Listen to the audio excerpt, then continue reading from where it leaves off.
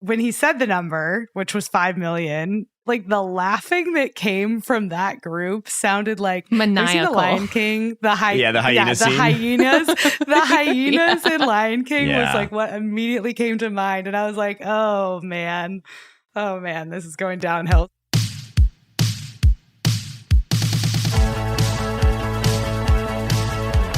Hey there, I'm Jorie Munroe, and this is Another Bite, where we rewatch all of the latest and greatest pitches from Shark Tank, and honestly, some of the not so great ones. Joining me today are John Dick and Leslie Green. Today, we are talking about the most important food group, at least in my mind, which is pizza.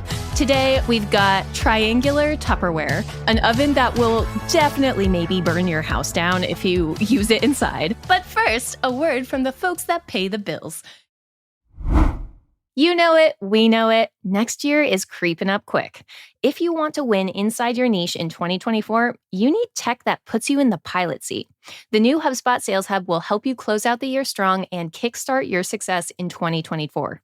Teams can collaborate on every inch of the customer journey and keep operations running smoothly with comprehensive prospecting workspace and powerful sales analytics tools that keep data connected across teams. And with over 1,400 integrations, there's a ton of ways to mix in new features. So finish out Q4 strong and gear up for the new year with HubSpot Sales Hub. Learn more at hubspot.com/sales.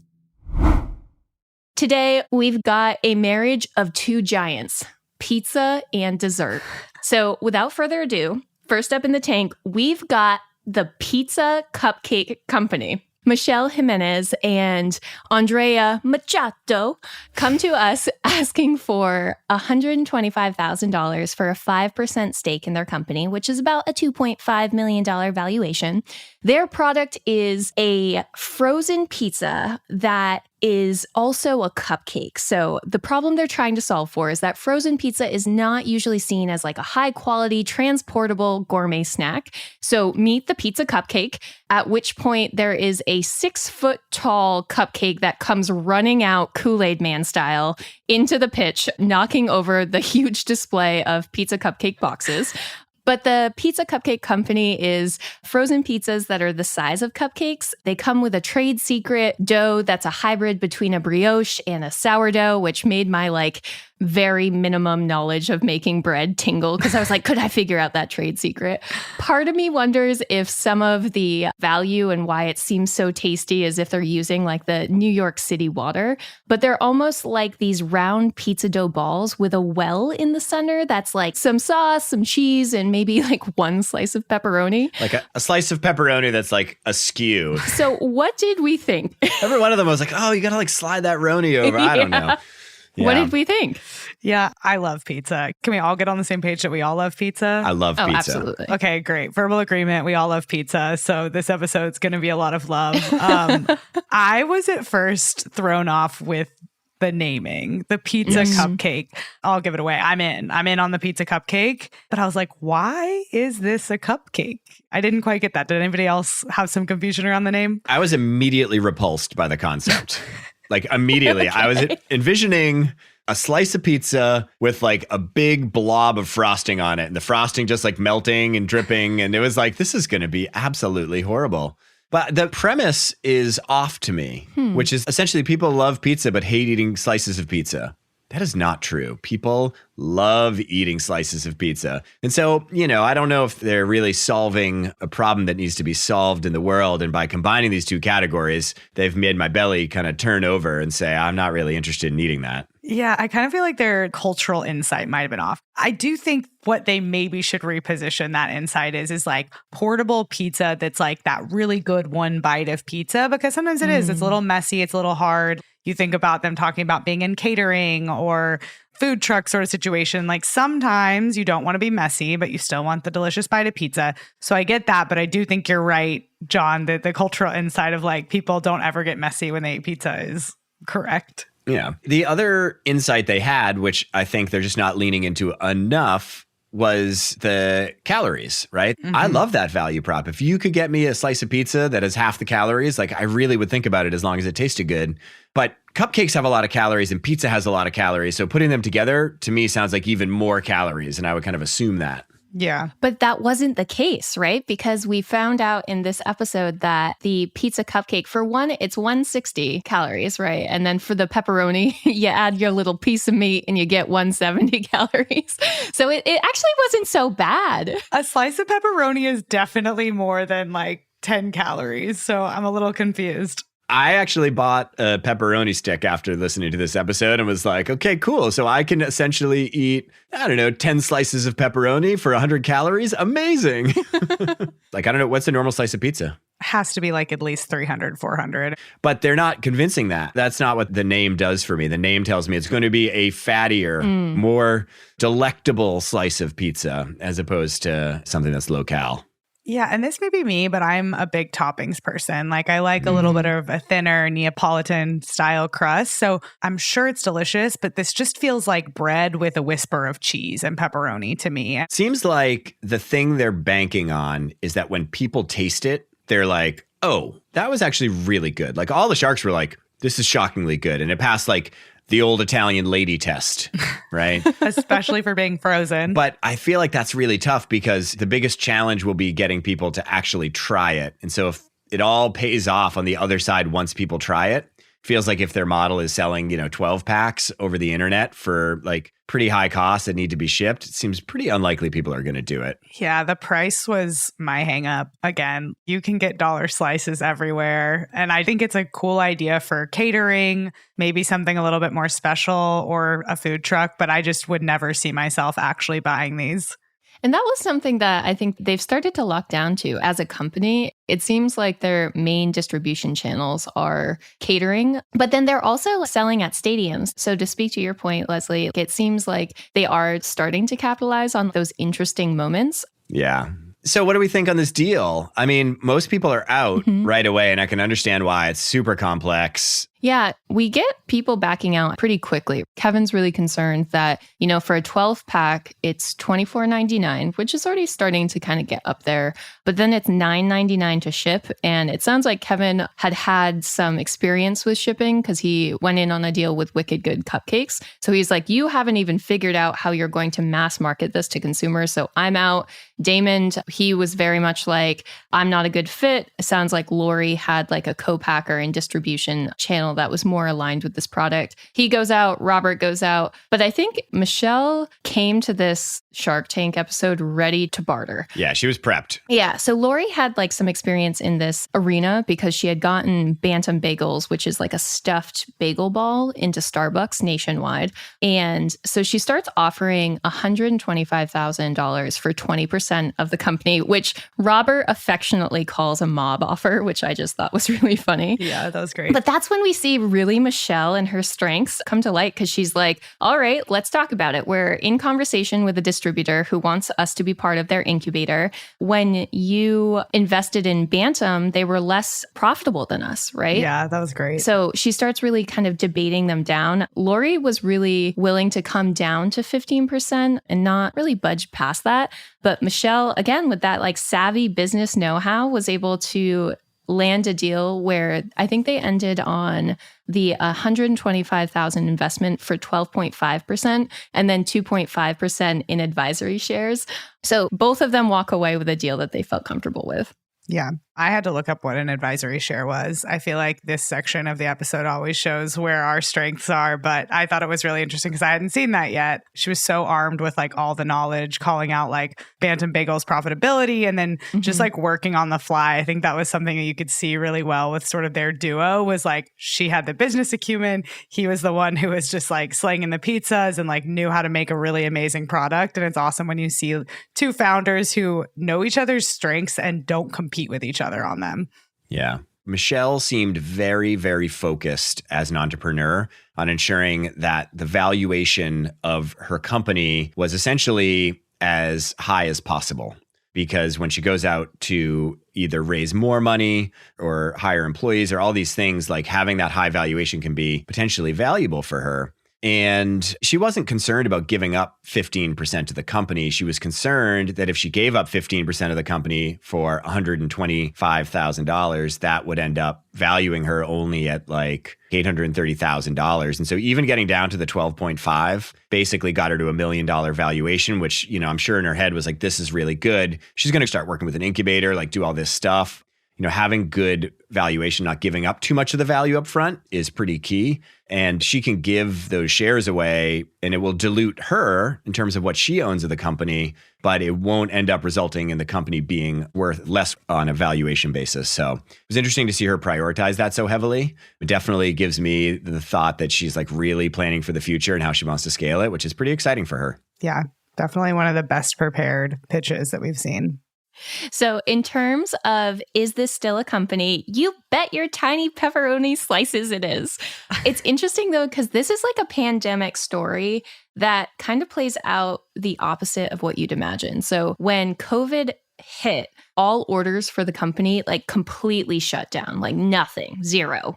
As they say in Italian, maybe nada. But once everything started to open up again in 2021, Pizza Cupcake Company landed in 100 Wegmans stores and their revenue hit $5 million. Wow. That's incredible. You can get this currently from the company website for a variety of different prices depending on how much pizza cupcakes you're willing to buy. So orders on one box range from $25.99 to they have a package deal of 3 boxes at $69.99. So like if you are really bought in, you can get as many cupcakes as you want. So it looks like a great slice of pie for our favorite shark, Jorie. They did good. The one thing that I noticed that they had done was they on their Instagram have some pretty significant names talking about their cupcakes. They actually had Dave Portnoy of Barstool Sports. He was like after a show getting a bite of drunk food and just did this review and he said it was pretty good. So it's really cool to see that they're able to, get those influencers they need. Yeah. The Pizza Cupcake is still doing his dancing and his things across their channels. So if you're just craving another bite of the Dance of Pizza Cupcake, he's all across their TikTok.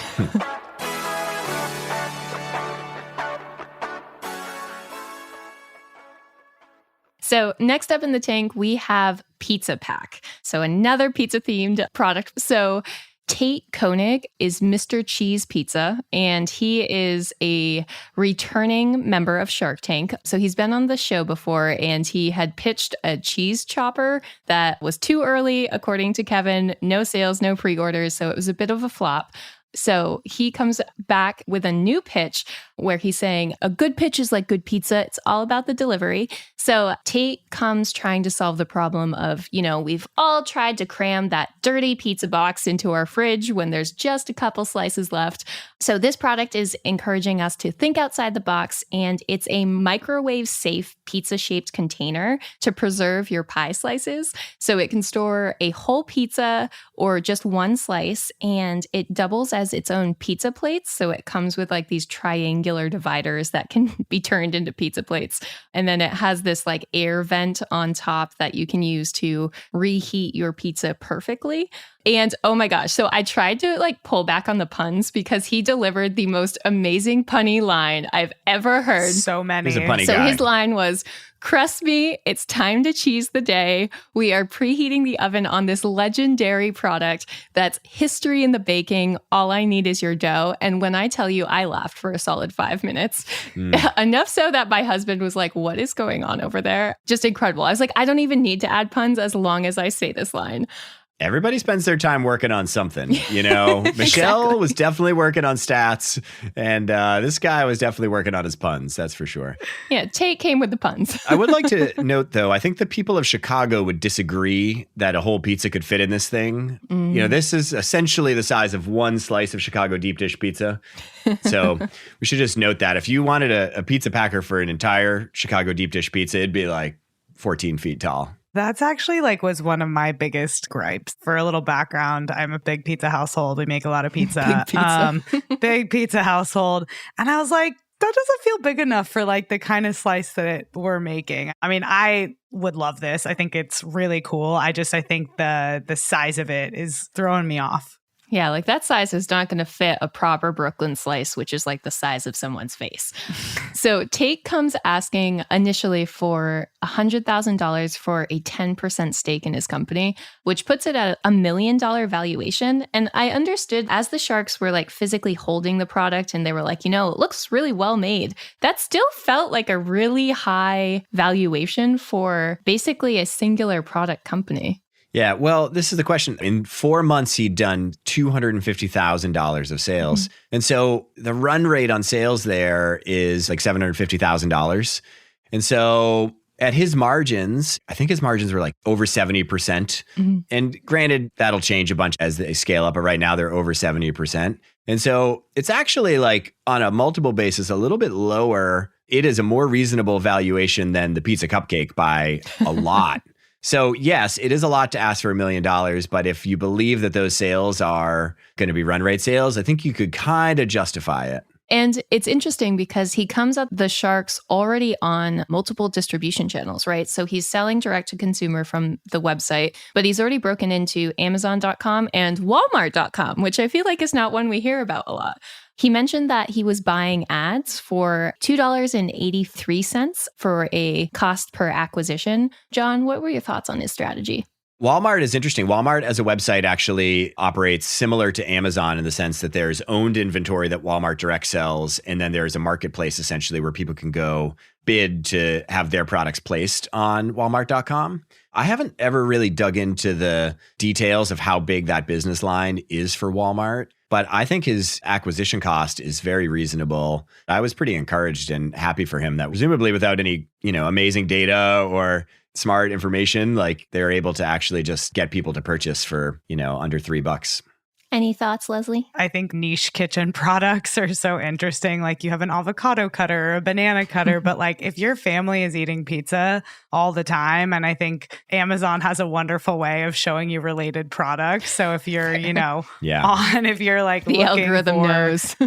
I just think it's one of those novelty things too. I can really see this being something that people give as a gift, all this stuff. But in terms of like where it's placed, that's what I would have assumed. Like, I don't know if you're going to see this in a lot of regular grocery stores, but also too, like there could be opportunity with pizza places. You know what I mean? Like if you could get one with your local pizza shop's brand on it. And I think there's some opportunities there that could be fun, but I like it on Walmart and Amazon.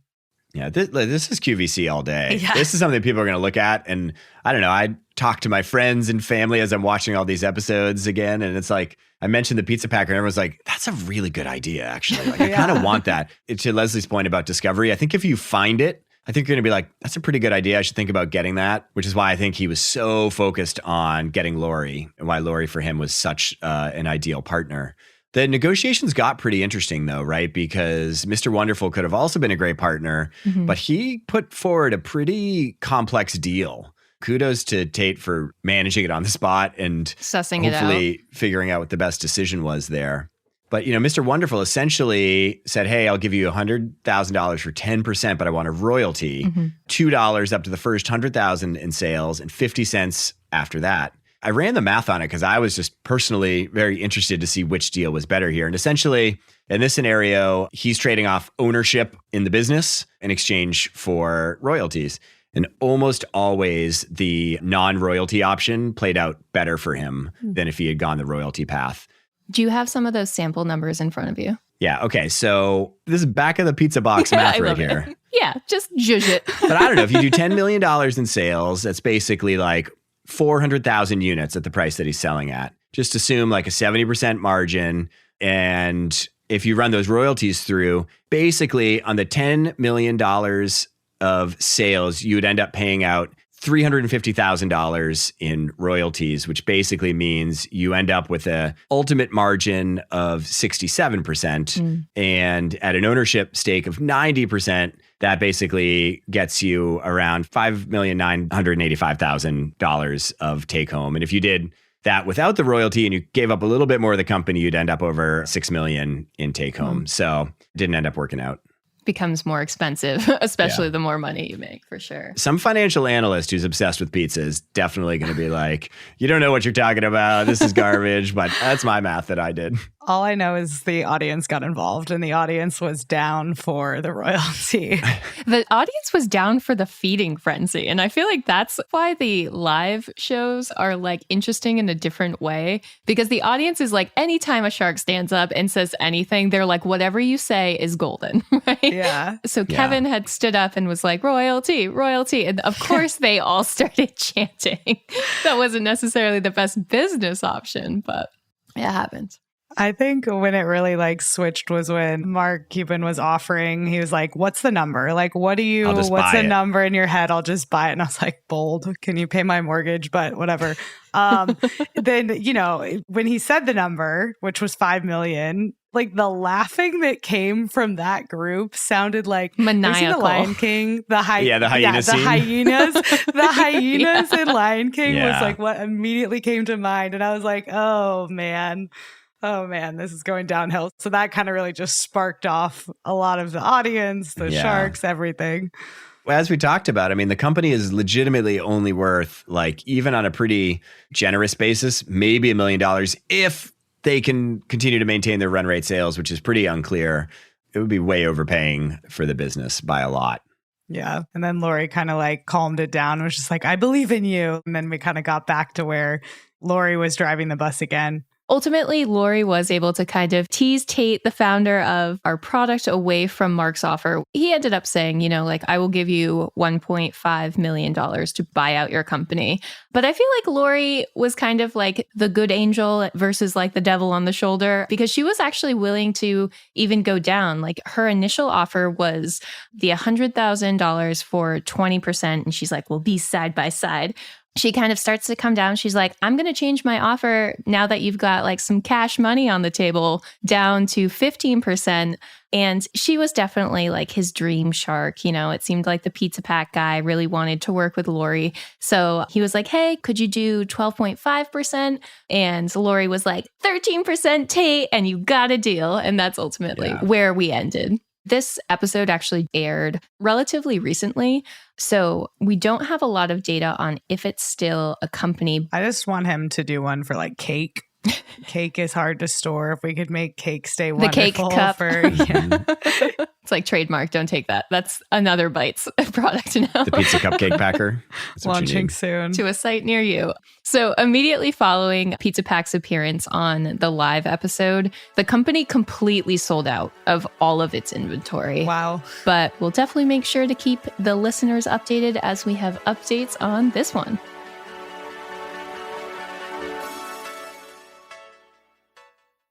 So finally, last in the tank, we have Bertello pizza ovens. So this is an easy way to achieve authentic Italian flavor, even if the two founders, Andy and Eric Burt, couldn't quite achieve an authentic Italian accent. So the problem they're really trying to solve for is that it's really hard with, the oven pizzas or the frozen pizzas to kind of get that authentic Italian flavor. So they come to us with their Bertello pizza ovens, which is a wood fire and gas pizza oven for cooking pies outside and at home. The thing that really stood out in the pitch is every time they announced a new fuel source, they just started screaming, "What?" Yeah, that was a no for me. I was like, please stop. Please stop. I found myself starting to do it like after sentences, like, I'm writing this email. What? The chaos started really early, really fast. Pretty much. The juggling bit was notable, not only because I'm always impressed when someone can really juggle. I get like 3 times around and I drop him.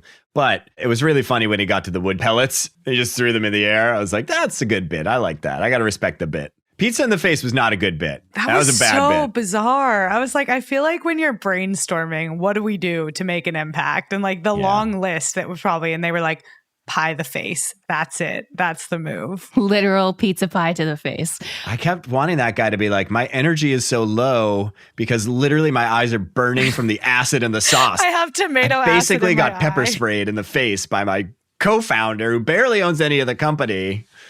The hell? Because that was the thing, right? Is like Eric, the inventor of this pizza oven, was really high energy. He was the one screaming what? He was really excited about all these fuel options. You could use propane, you could use wood pellets, you could use charcoal.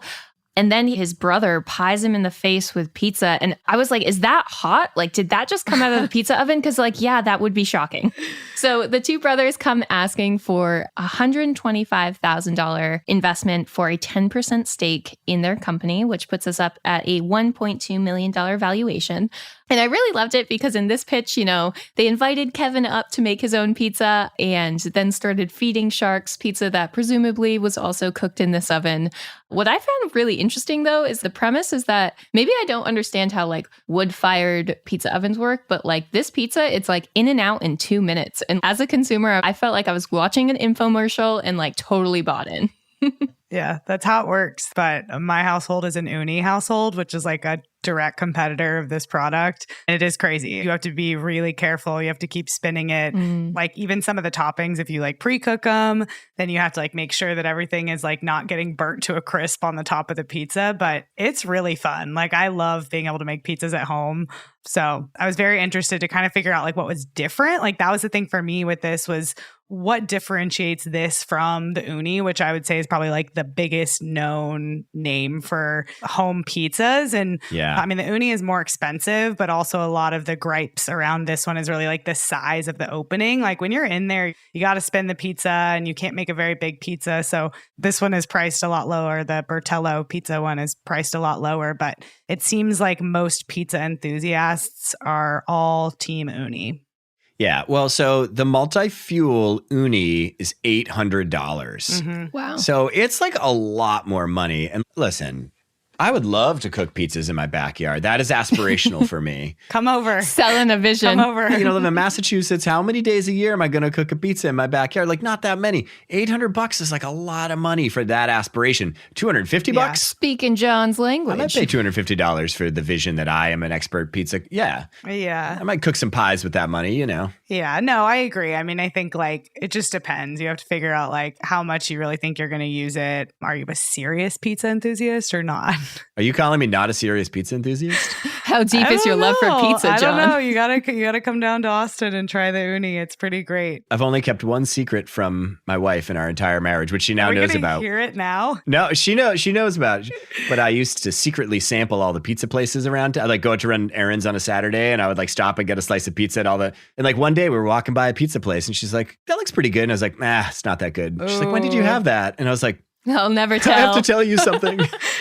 I've secretly been sampling pizza places all over town without telling you. I'm secretly a pizza connoisseur.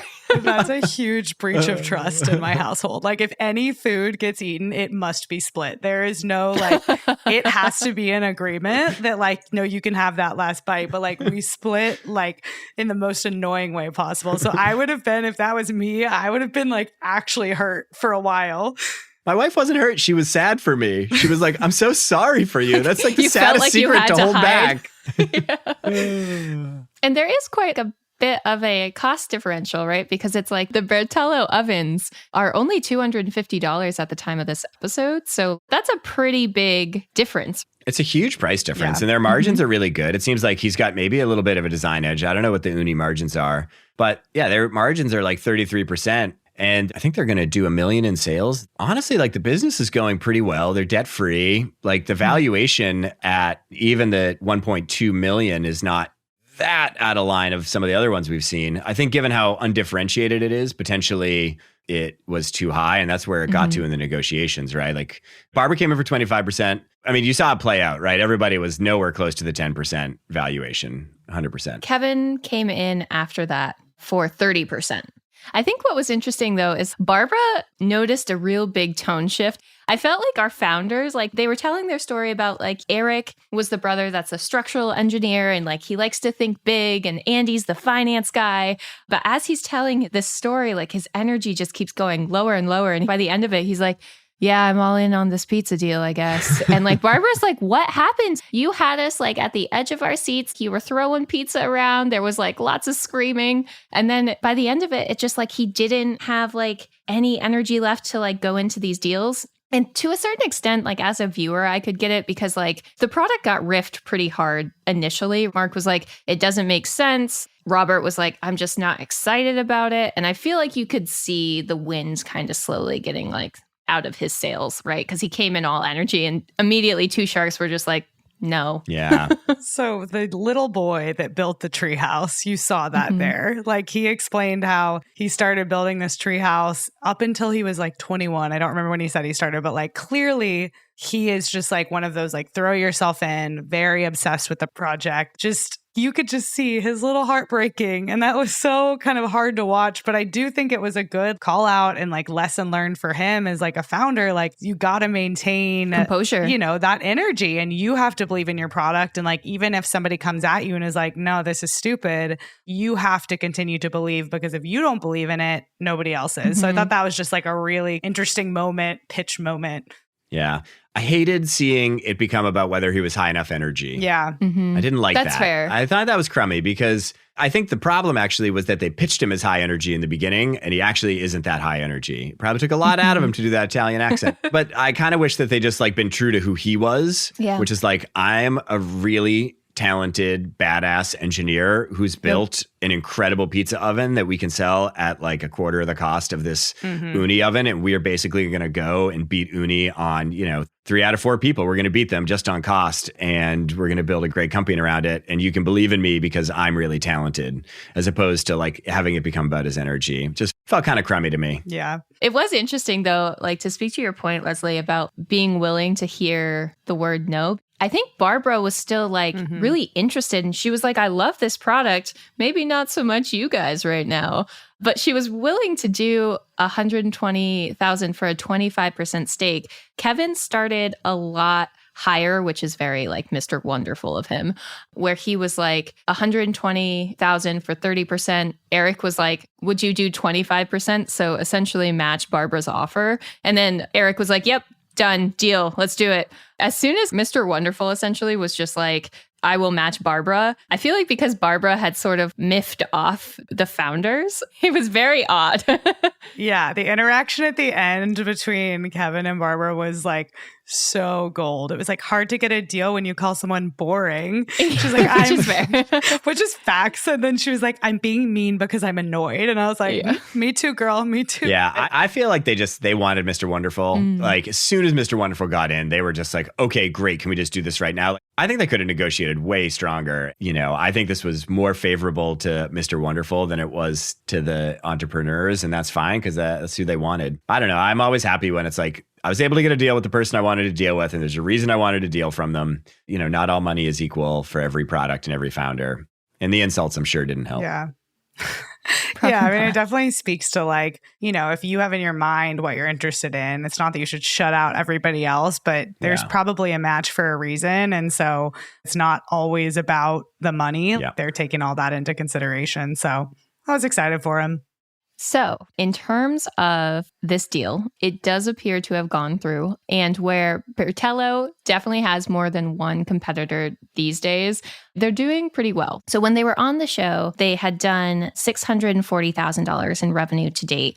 And in 2022, brace yourselves, but they're up to $6.3 million in revenue. COVID hobby. It got timed well. That is what happened. I saw in real time. People were making their bread and they were cooking their pizzas. So the price of the ovens actually since the episode has gone up. So from $250, now the ovens sell for $320 on Amazon, and they go up to $470. They've got some more like beefed up options on their website. But I just wanted to read off some of their Amazon reviews because we've got kind of a mixed bag of what's going on with this pizza oven. Ooh. So currently they have 568 global reviews, but they're sitting at like a respectable 4.1 stars out of 5. I'm going to check Uni because that's how I am. You gotta. We'll do a comparison because this first review comes to us from Grump Dad, who spent $400 on the oven and accessories. And yes, the name does kind of suggest where this is going, but it says, After repeated attempts to prove I didn't waste $400, I've come to the conclusion that the other reviews are paid for. I know 2 others that have purchased this and tried like heck to get good results. I'm a pretty smart guy, and I say I must have been beaten. 3 stars. Although that's like 3 stars is pretty good still. It's not like a 1 star. Yeah. But to be like, all these good reviews are paid for. Yeah. So Jager88 says, you need to buy the stupid wood chip tray that warps under heat now on QVC, so you know it's a turd your grandma might buy for you. It makes great pizza, but for the headache and frustration, just buy the uni for superior value and quality. 1 star. Yeah. Team Uni. I am all about it. It looks like some of their comparable priced ones are, in the 4.5 stars. I will say, after kind of looking at some of their marketing, like something that I can guarantee that Uni is doing better is they're making a bit more of a community around their product. They also really do inbound marketing really well, where they're showing like how to make pizza dough. Like they're doing all the things surrounding the actual oven itself. And I think that that's something like in terms of just their marketing that they're a little behind with. I don't know if you're both aware that there's a website called Fake Spot. Do you know about Fake Spot? No. Fake Spot is, it could be fake itself. I don't know. You can put an Amazon link in and it will do an AI analysis of the reviews and tell you whether or not it believes that they're actually bought like for. basically bought for, how legit they are. And it will give you an adjusted rating. That's amazing. I put the Bertello Napoli wood fire and gas outdoor pizza oven in. It got a review grade of a D. So they might actually be buying, according to this. Its adjusted Fake Spot rating is 1.5 stars, not 4.1 stars. Now, I have no idea what that means. It could be, I don't know. I don't know if Fake Spot's real, but that's what Fake Spot says. So one final question for you before we go. We had 3 pizza products for us on this pizza-themed episode. Of the 3 of those, which one would you rate the winner of the episode? Pizza Packer. Yeah. Yeah, because I can start using that immediately. It's a one-time purchase. It will make my life better, I hope. I think Pizza Cupcake all the way, but it's because it's ridiculous, and I am all down to try any ridiculous food item.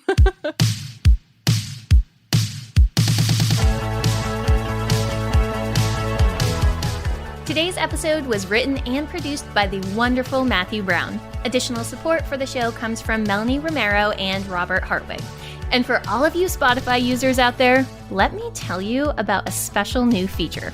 Okay, are you on your phone? Pop that out of your pocket, fire up today's episode screen, and take a look. You'll see a section called Q&A with just an adorable little reply button right below it. Tap that button and write to us directly. Yeah, direct feed from your fingertips to our inbox. What a feature, what a technology. Each episode has a new question, so make sure you stay in touch. All right, that does it for me. See you next week for another bite.